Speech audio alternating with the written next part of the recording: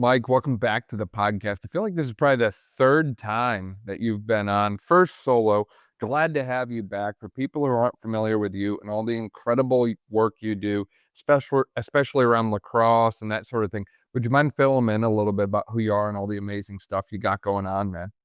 Yeah, thanks. Thanks for having me on, Dan. Yep, first solo podcast on here, so happy to be here.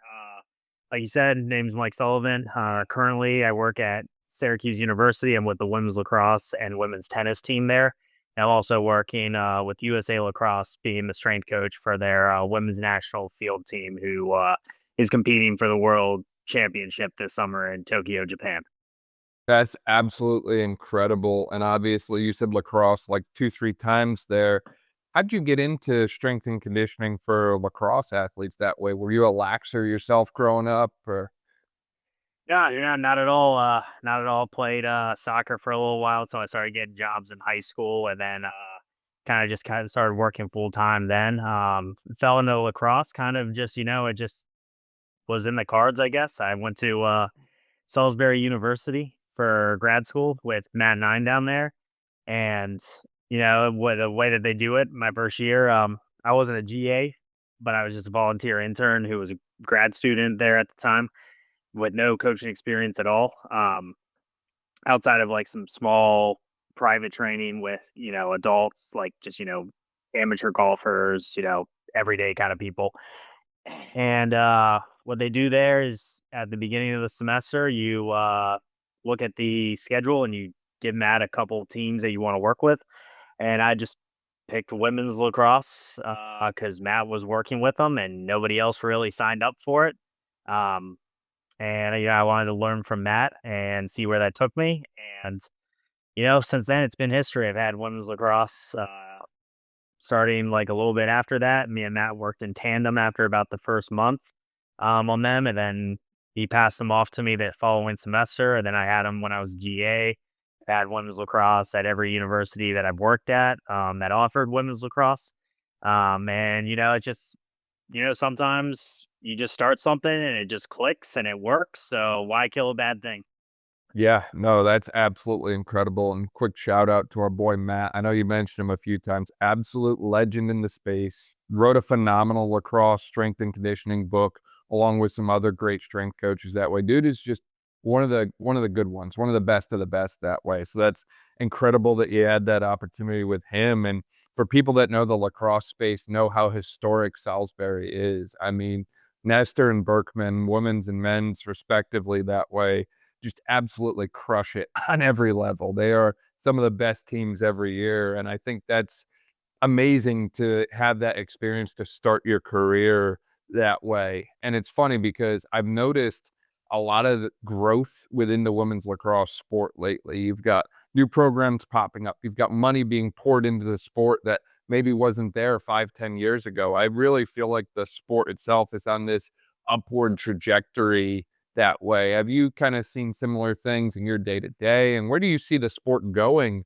over the next 5 to 10 years with all of this growth and development that's entering the picture that way? It certainly seems a lot more competitive now too, than it did maybe 10 years ago as well.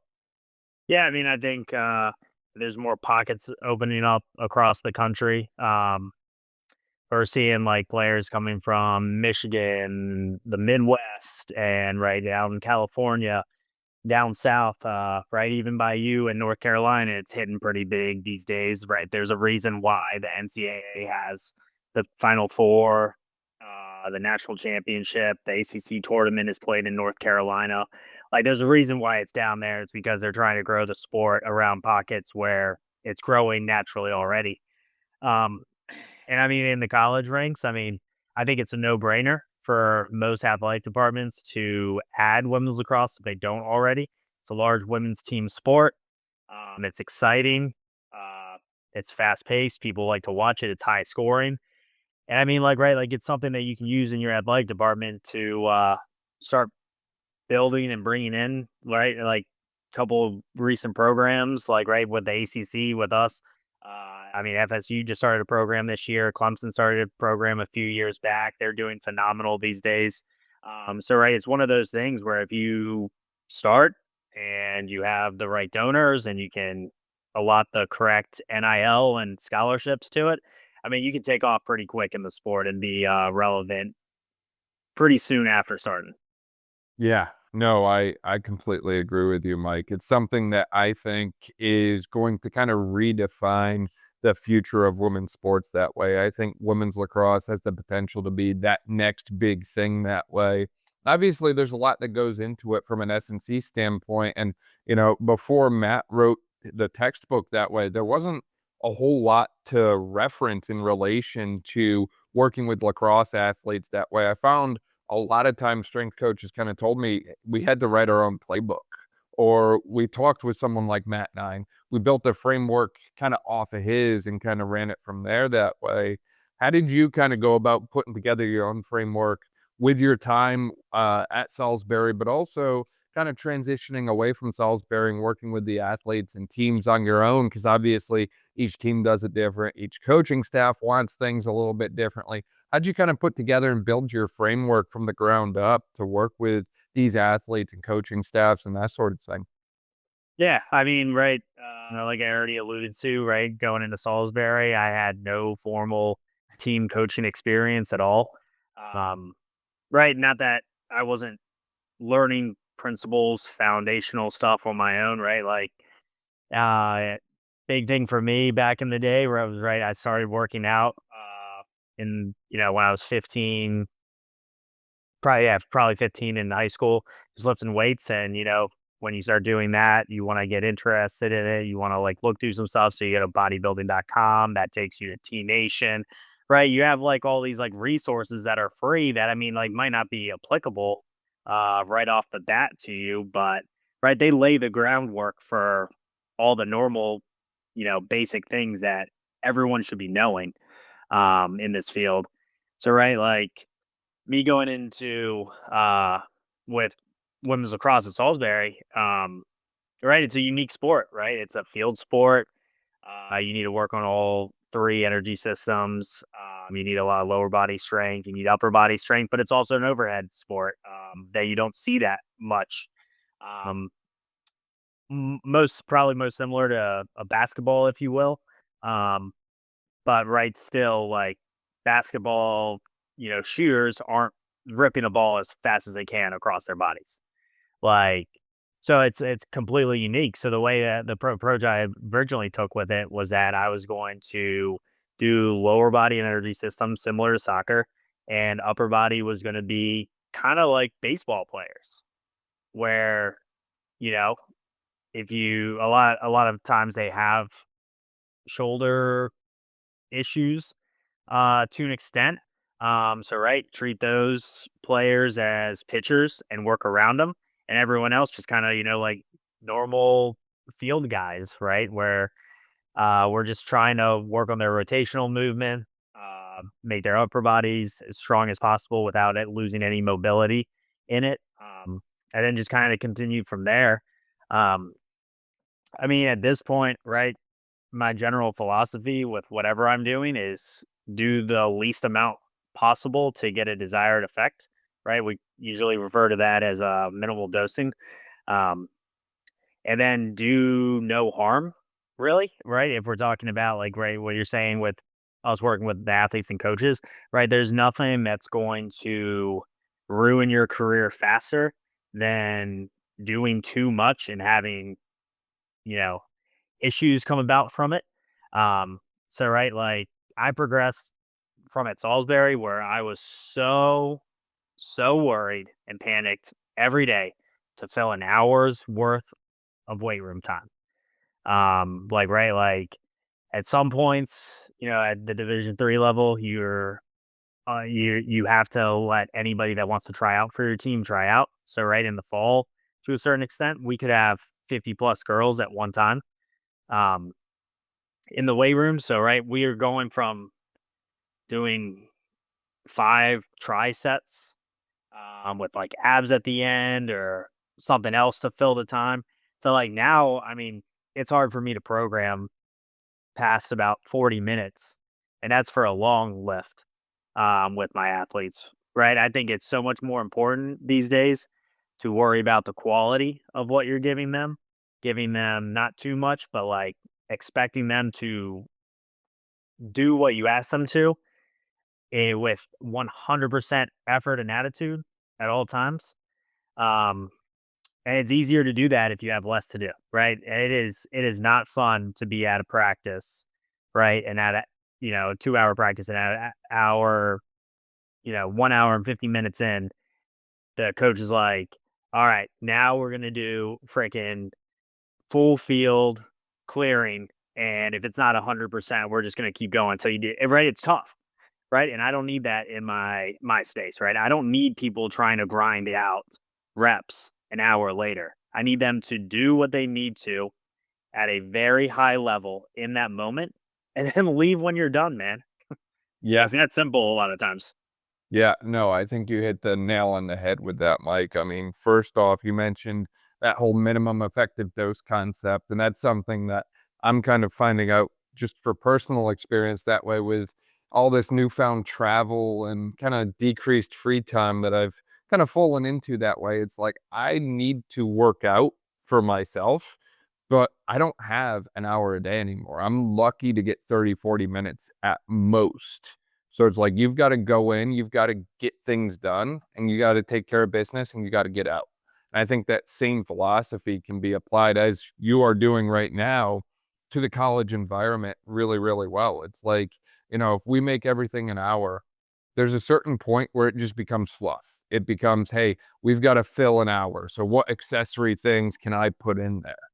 Versus, hey, look, if we can cover it in 30 minutes, why don't we just cover it in 30 minutes? I also find just talking with a lot of female athletes on the podcast, I know most recently with one of the athletes from TCU that we worked with that way, she had mentioned like she didn't even like the weight room. She's like, look, I do it because I know it'll keep me healthy and keep me playing my sport, but like I don't really want to be in there. So it's like if you take athletes who might not even want to be in the weight room and put them in there longer than you need to, that's probably not a recipe for success. And I've also found a lot of the times if you overdo it in the weight room, it impacts what they need to do in lacrosse and sport. You mentioned it as well. Like, don't get athletes hurt. Keep them 100%, right? Keep the main thing at the end of the day. I think a lot of the times, especially in relation to lacrosse, because I mean, you see the workloads, it's unreal. It's like less is more from a strengthening standpoint. It's like give them enough to progress, but not so much that you overcook them, right? I think I forget who the quote is from, but someone mentioned this quote to me recently that it's better to be a mile short than an inch over in relation to working with athletes, and I just feel like that holds very true to the lacrosse community that way. Yeah, exactly. Right. Like even, for my instance, right, I'm at a pretty high level, right? Both at Syracuse and with the national team.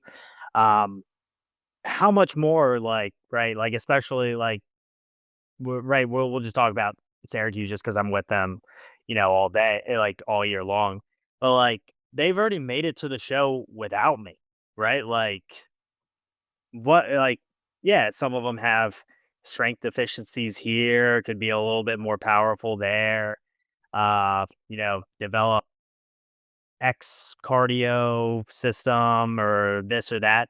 But like at the end of the day, I mean, right, I'm already dealing with high end athletes that are at are prime examples of like putting in effort, being naturally talented, being athletic.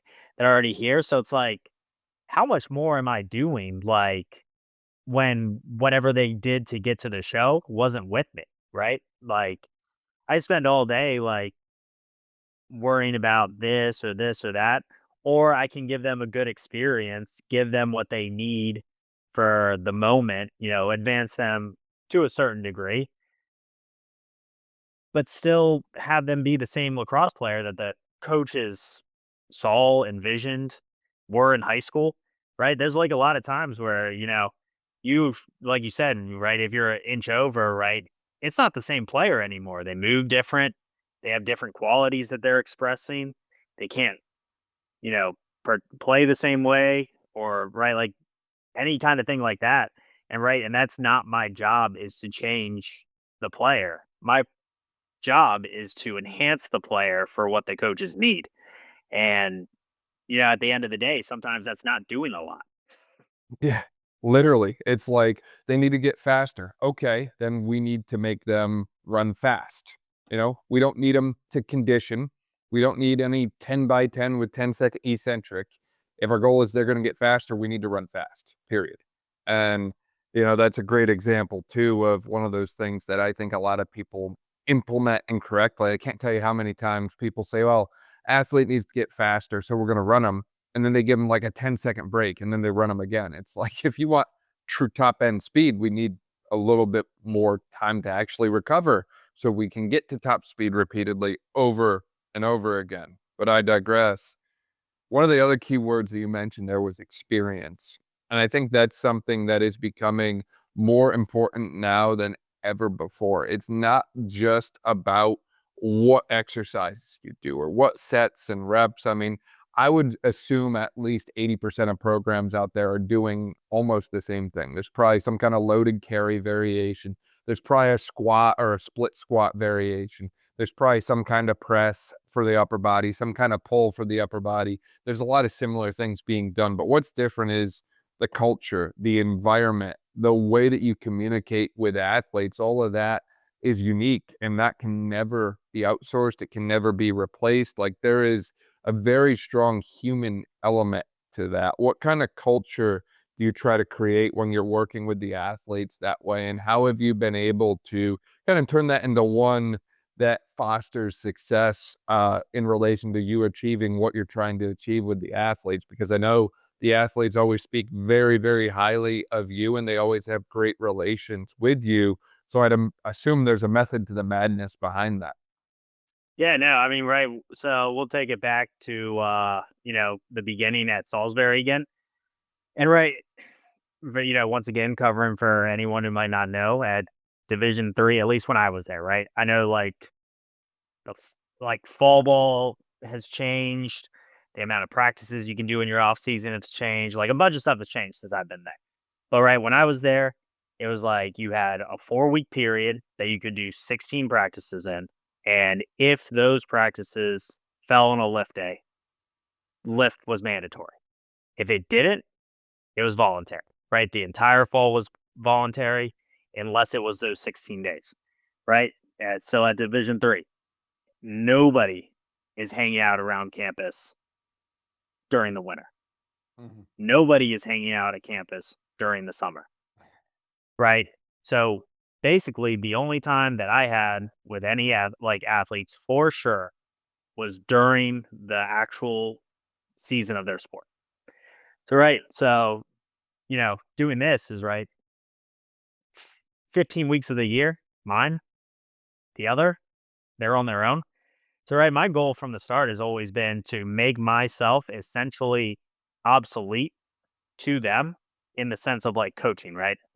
Like I want athletes to come in, right? Whether it be a freshman and transfer or returner or whatever. And I want to get them caught up to whatever point that they need to do where they don't need me to explain to them what's on Team Builder. They know the exercises, they know how to set them up, they know the effort level that they need to do for them, they know what the weights are, blah, blah, blah, blah, blah, whatever. They have it down pat. So, because, right, when they're not with me, I need to make sure that they know what they're doing. So, right, my whole thing has been giving athletes their independence the entire time, right? If you come to a lift that I'm running, right, if it's at the beginning of the year, you see me very involved in what's going on. If it's towards the end of the fall, I might not really say a coaching word, right?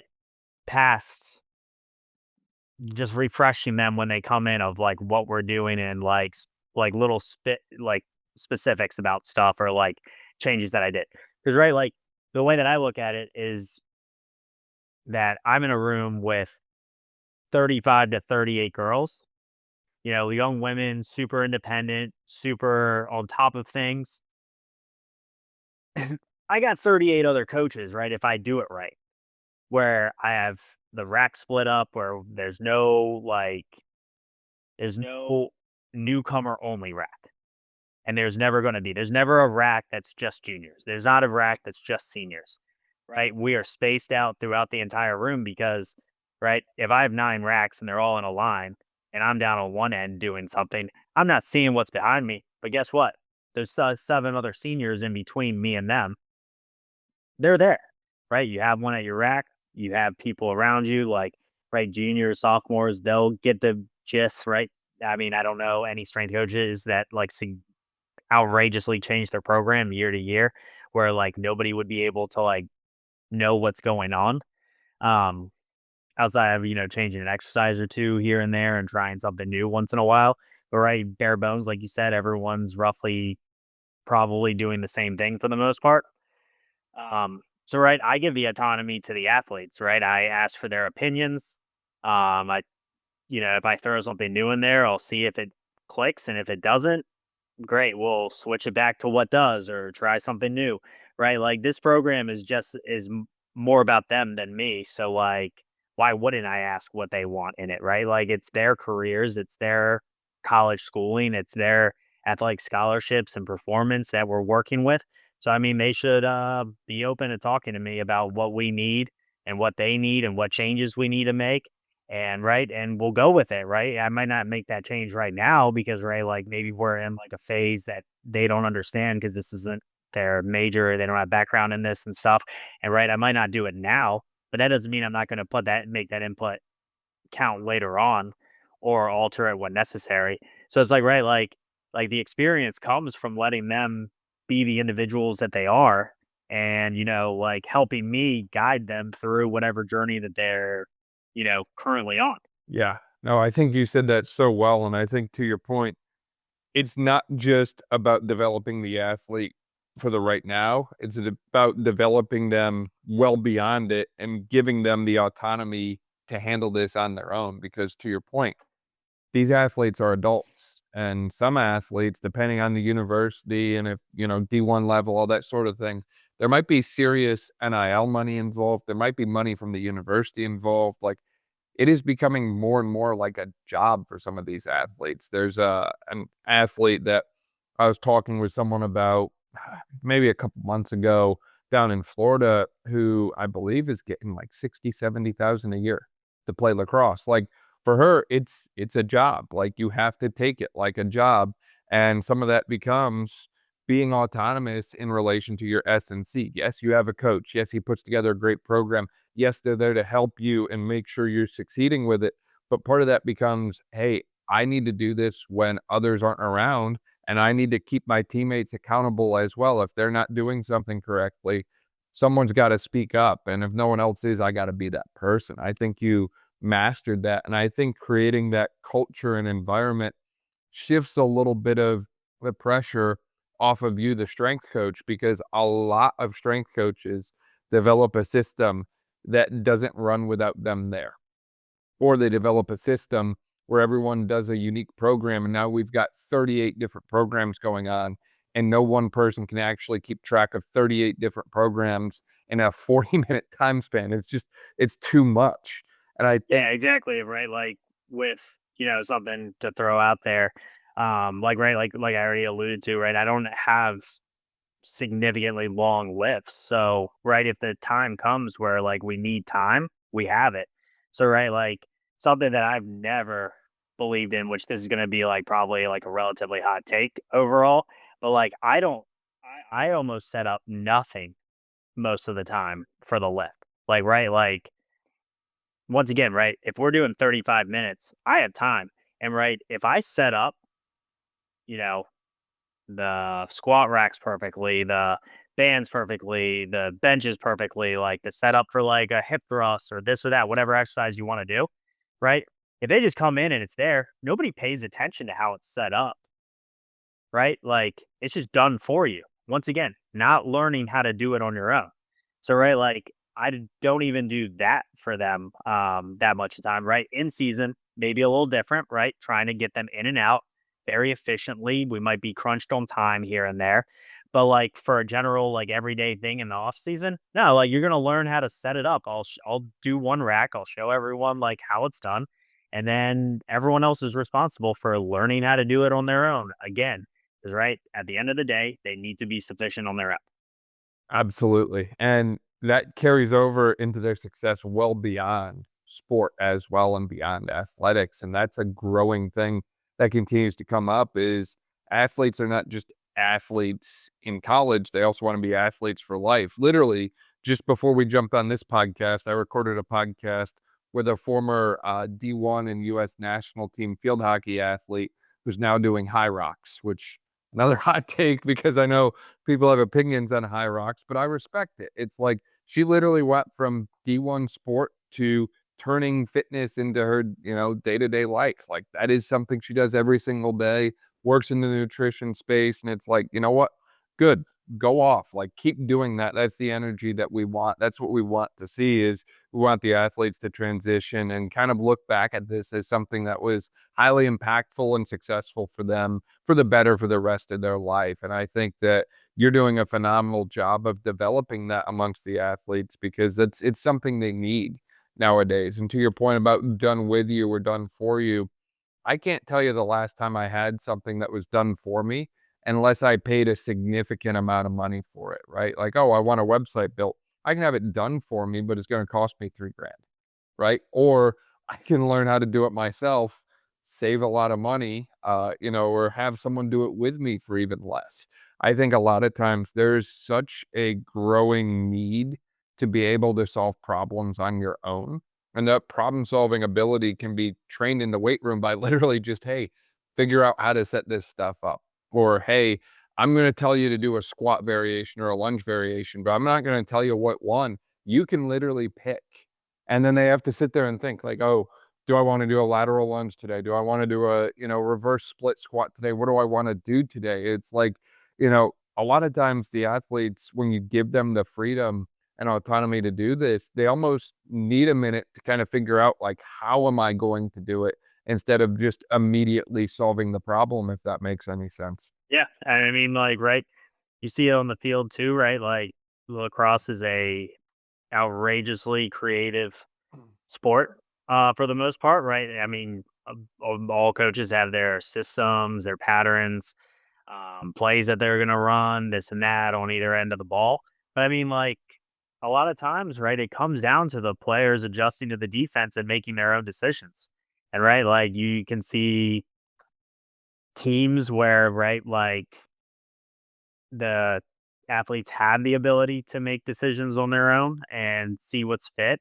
And then you see teams that are more rigid um, in that aspect. And usually the more rigid teams where, you're sticking to like, whatever, process is going on, they're usually not as successful in lacrosse as other ones, right? Like, I mean, if we switch gears to men's lacrosse, like, right, like our men's lacrosse program, like I know that they're outrageously um, that they promote the kids to be as creative as possible to make those decisions to learn like decide when they're going to take a defender or if a slide comes up what to do with it, like right, they leave a lot of that in their athletes hands because they trust them and they've developed them to be able to make those decisions live that you can't get coaching from the sideline on how to execute that stuff. Yeah, yeah, no, and I think that viewing sport as a creative outlet as well, right? Like some of these different goals and different things we see, whether that be from national team athletes or Syracuse athletes, like it's just incredible to watch it back and you watch it back over and over. First example that comes to mind on for Syracuse that way is I think the men's team is known for some of these hidden ball tricks. And I'm just like, who cooked that up? Like, who came up with that?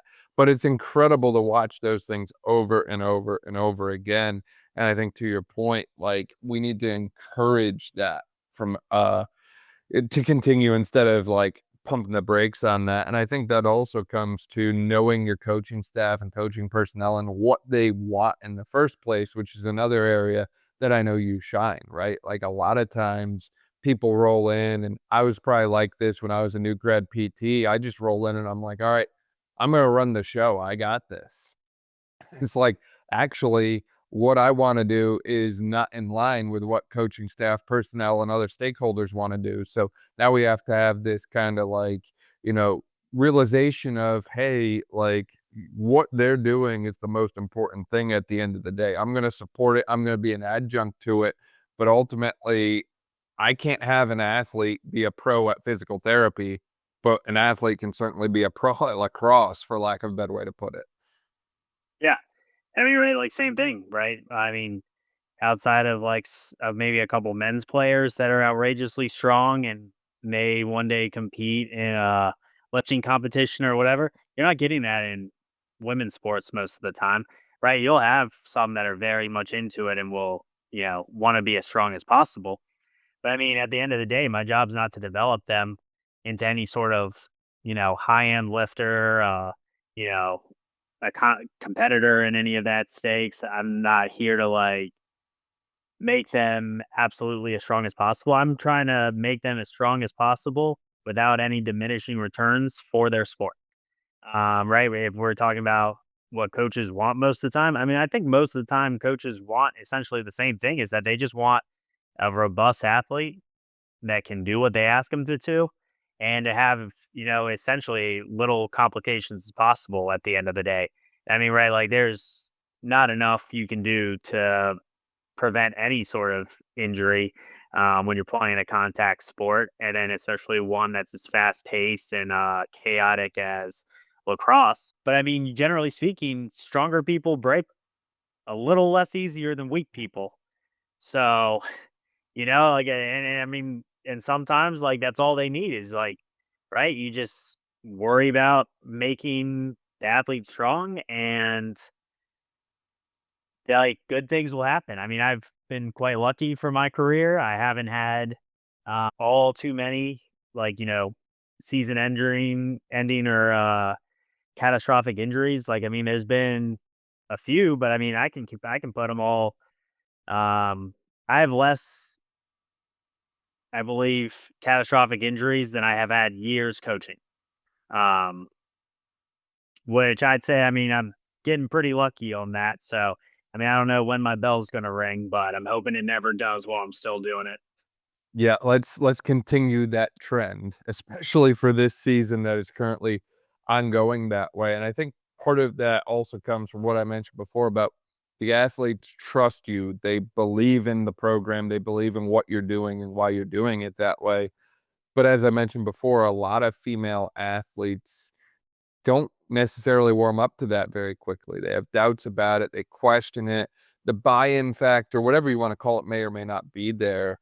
What kind of advice do you have for other strength coaches who work with female athletes who are maybe interested in trying to get to the level that you're at with that? Or how do they go about developing that kind of, connection element with their athletes so that they show up and they're very quickly like, "Look, Mike's got me." Mike knows what I need. Mike's gonna deliver everything, and I trust in Mike. How do they get to that trust point very quickly? Yeah, I mean, right. I think it comes down to that, kind of dichotomy of being gentle and hard at the same time. Um, a lot of that, I mean, right, like I think a lot of people will show up on day one and lay down expectations, rules, this and that. Well, I mean, like in my opinion, like if I showed up, like if I was the one that's been at a job longer and someone new came in and then told me all the things that they need me to do, and without even seeing if I do any of that stuff, I'd probably have a pretty bad taste in my mouth. Um, so I think a lot of people come off right, especially if they started somewhere new. They're kind of a lot of people start off a little too hard, in my opinion, right? Like, I mean, if I go into a weight room, tell them like what my expectations are, like what the rules are, this and that, I mean, they're not idiots, right? Like, I mean, I'm pretty sure, right, like a lot of them know exactly what you're gonna say and try to do that as it is. So why don't we instead of setting them up to fail almost, like let them succeed on their own, right? Go through that first lift, like make it easy so that you don't have to do too much coaching, so you can walk around, get to know people, and like have that kind of be on the forefront of that first kind of lift week, whatever you want to call it.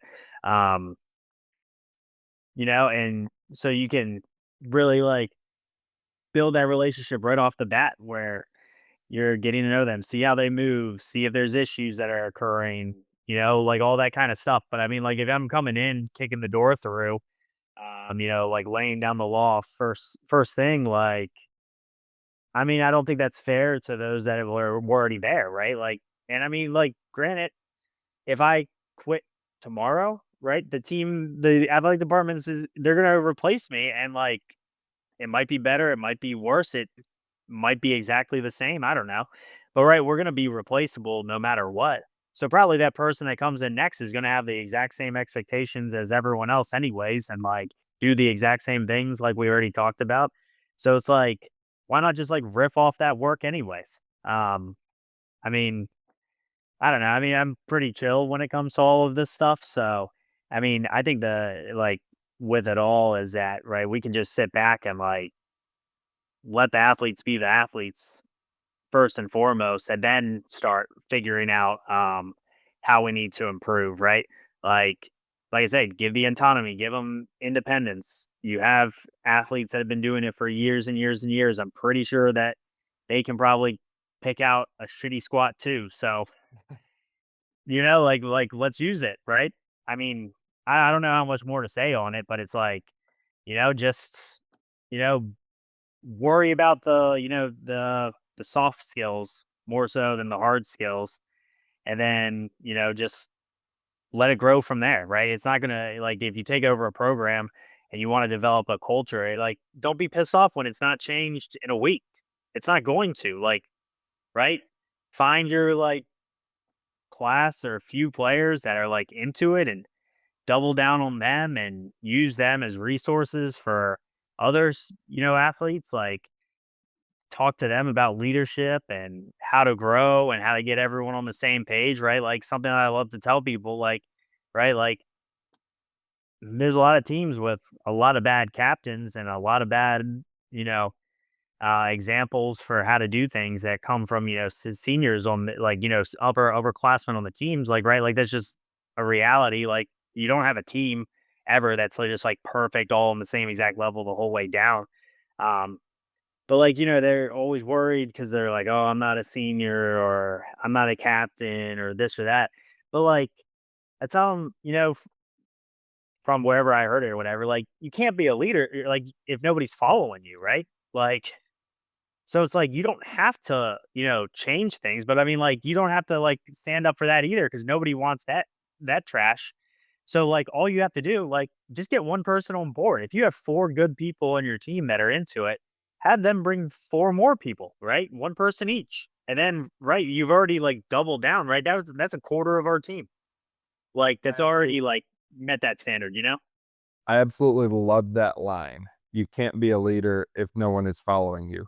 A lot of times I feel like people are trying to lead or self-proclaim themselves a leader or an expert, but to your point, if you're not having that impact, if you're not leading other people, if you're not showing them the way and going where there was no path and now you're blazing a trail forward, then, at the end of the day, you're giving yourself a title, but that title really doesn't mean anything at the end of the day, and that might be a hard truth, but that's the truth at the end of the day. So, I really love that takeaway, Mike, and I realize we can probably talk about this all day long that way, and I know we're just kinda scratching the surface at your framework and coaching philosophies and all that sort of thing. Is there anything else you wanted to share or anything we missed as we were chatting today? Uh, I mean, I don't know. I mean, we kinda covered a lot in a short period of time, I'd say, but,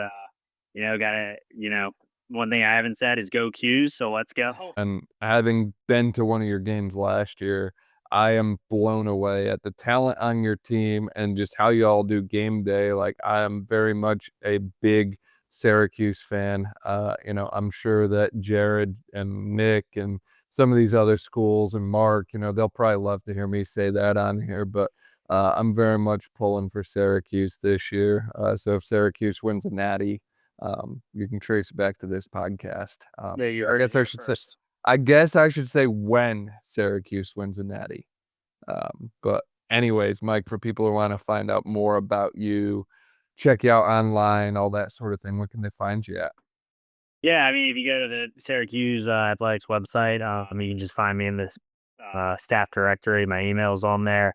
I'm on the social media stuff, but really the only one I'm really ever on is Instagram. I think my handle is Mike Sullivan SC on there. Yeah, I mean, if anyone wants to connect, chat, just reach out. I'm very open to it. I check junk email, I check hidden folders, I hit, restricted, whatever. I'll check anything like to see if anything pops up there, right? I might not get back to you right in that moment, but I'll get back to you, I promise.